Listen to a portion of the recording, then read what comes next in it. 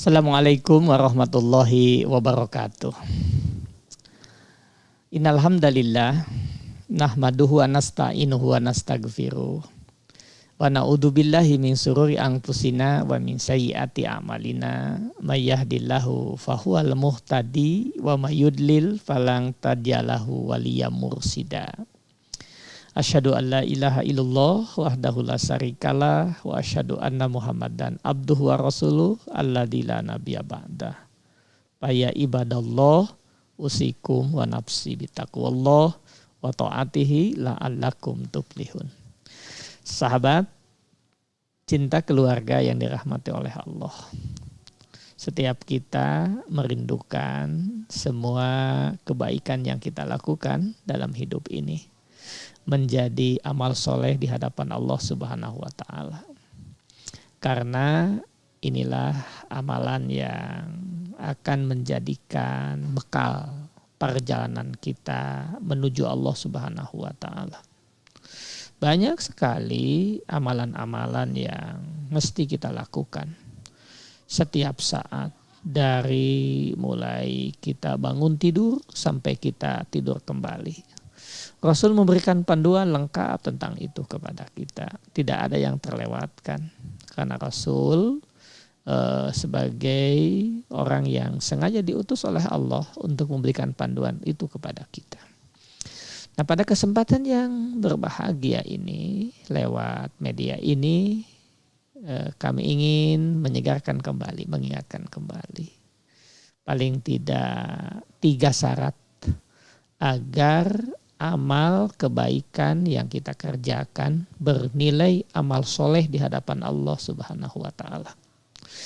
Sahabat, paling tidak ada 3 indikator, ada 3 syarat yang harus kita perhatikan ketika kita berbuat kebaikan, baik menurut hukum Allah, baik menurut peraturan yang berlaku, juga baik menurut adat, lingkungan, kebiasaan kita ini. Tentu yang paling utama, pekerjaan, perbuatan itu baik menurut dan pandangan Allah dan Rasulnya. Nah, semua itu agar tidak menjadi sia-sia, maka kita harus memperhatikan, kalau dengan bahasa fikih paling tidak ada 3 syarat agar amal yang kita lakukan, amal kebajikan yang kita kerjakan itu menjadi amal soleh. Yang pertama adalah amal itu dilakukan atas dasar iman kepada Allah. Quran surah An-Nahl, surah ke-16 ayat ke-97 ini memberikan panduan kepada kita.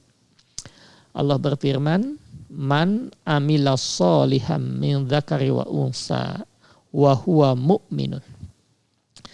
Barang siapa mengerjakan kebajikan, baik itu laki-laki maupun perempuan, harus dilakukan atas dasar iman.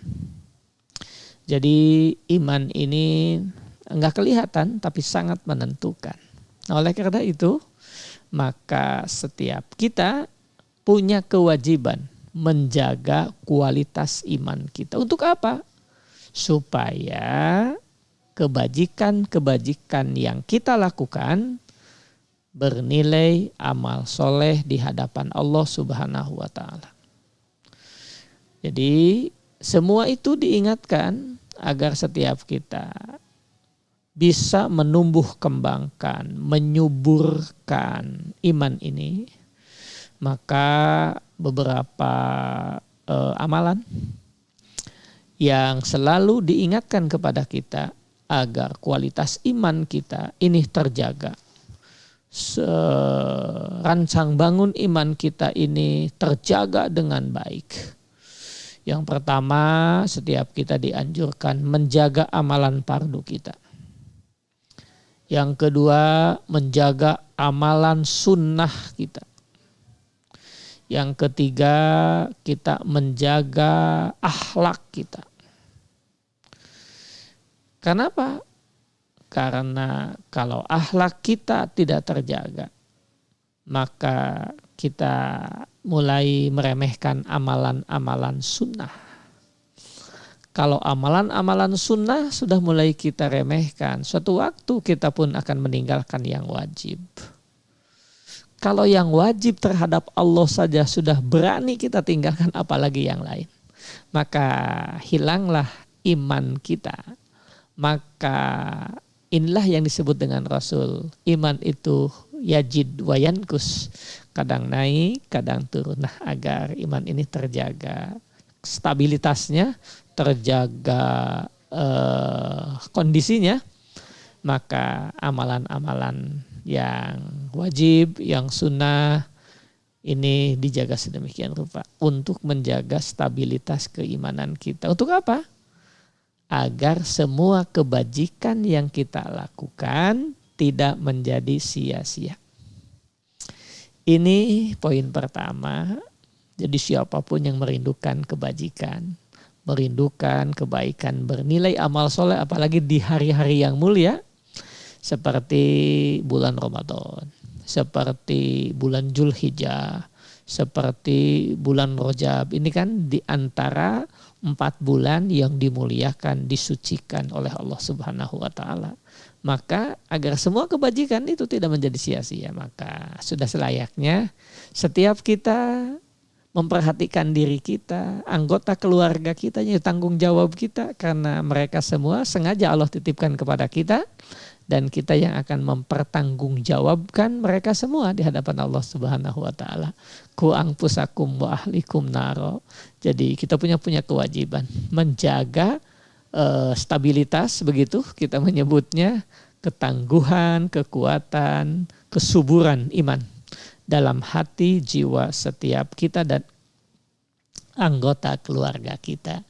Supaya sekali lagi kebaikan, kebajikan yang dilakukan oleh keluarga kita tidak menjadi sia-sia. Kenapa? Karena dilakukan dengan penuh keyakinan, dengan penuh keimanan. Karena sesuatu amal soleh bernilai amal soleh di hadapan Allah apabila dilakukan dengan penuh keimanan. Sahabat cinta keluarga yang dirahmati oleh Allah. Kemudian yang kedua adalah keikhlasan.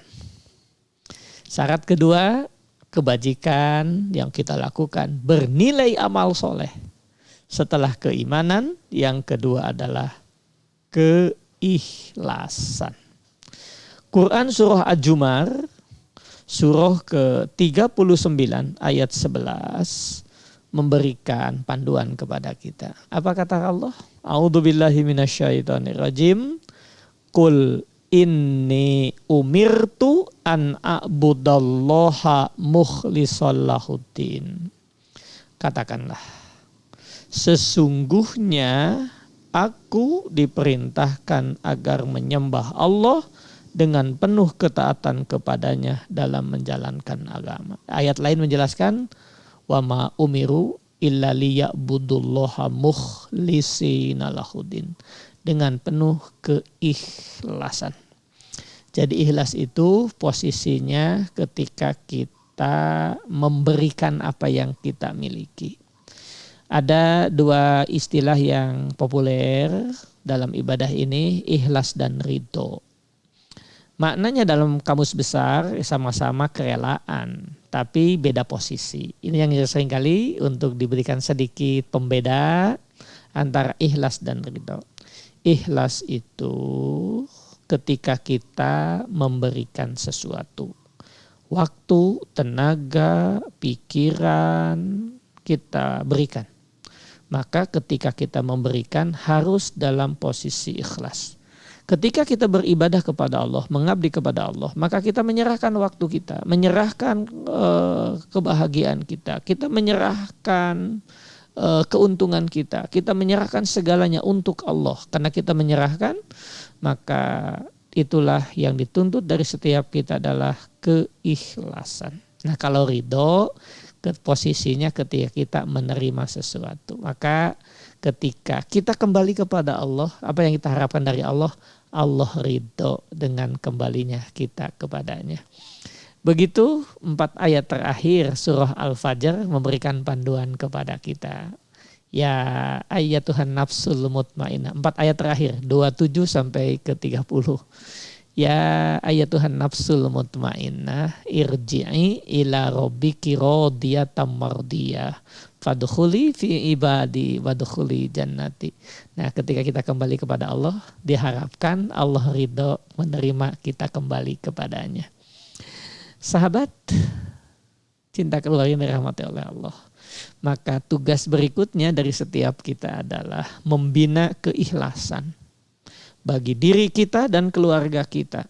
Ketika kita mengorbankan waktu kita, mengorbankan harta kita, mengorbankan kemampuan kita untuk mengabdi kepada Allah. Di tengah-tengah kelelahan aktivitas kita, maka kita pun harus siap mengorbankan itu untuk Allah.